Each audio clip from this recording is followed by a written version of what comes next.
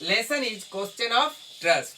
So question of trust जो है 10वीं कक्षा का पार्ट है, इसमें मेनली एक चोर का वर्णन है। In the story question of trust there are mainly two characters in the story.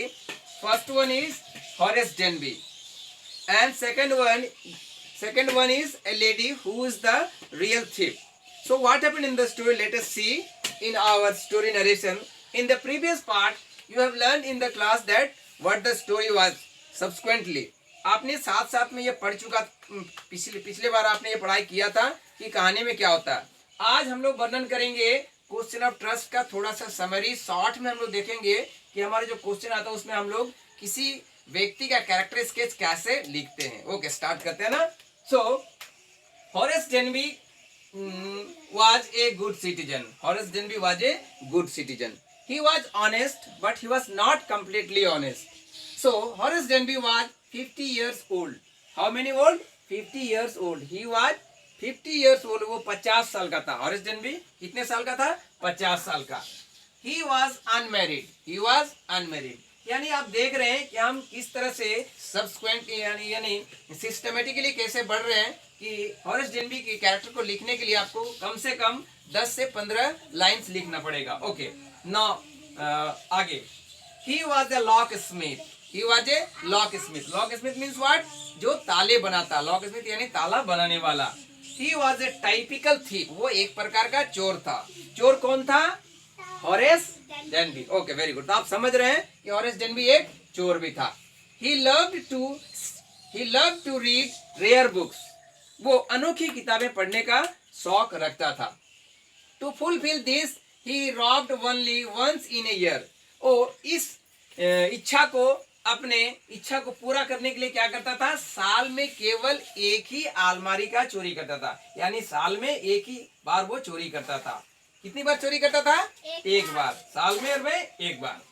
So he had allergy of hay fever.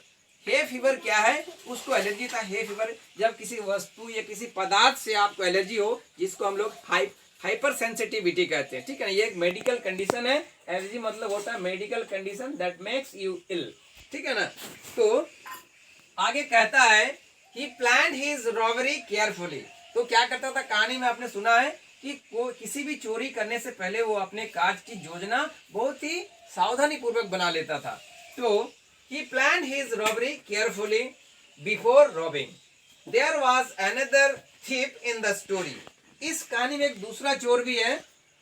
इस कहानी में एक दूसरा चोर भी है। वो चोर कौन है? वह एक लेडी है जो लाल रंग का कपड़ा पहनकर अचानक आती है और फिर क्या कहती है हॉरेस डेनबी को, ये आपने पिछले कहानी में सुना था। तो कहता है कि lady as a house owner. वो लेडी क्या कहती है? मैं इस घर की मालकिन हूँ और तुम्हें मेरे लिए उस अलमारी को खोलना है। ओके, तो कहता है Horace Denby open the safe for her. उसके लिए क्या करता है? उस अलमारी को खोल देता है। But he left fingerprint on it. But गलती से क्या होता है कि जब वो सिगरेट जला रहा होता है तो दास्ताना खोल देता है और उस अलमारी को खोलता है और उसका उंगली का निशान उस अलमारी में रह जाता है। यही ना, कहानी में यही पढ़ा था ना आपने। ठीक है, तो आगे बढ़े। ठीक है, तो कहता है he is now assistant librarian in the jail. और क्या होता है? जब वो लेडी उसको दरवाजा खुलाती है, उसके ठीक 3 दिन बाद उसको पुलिस पकड़ कर ले जाता है।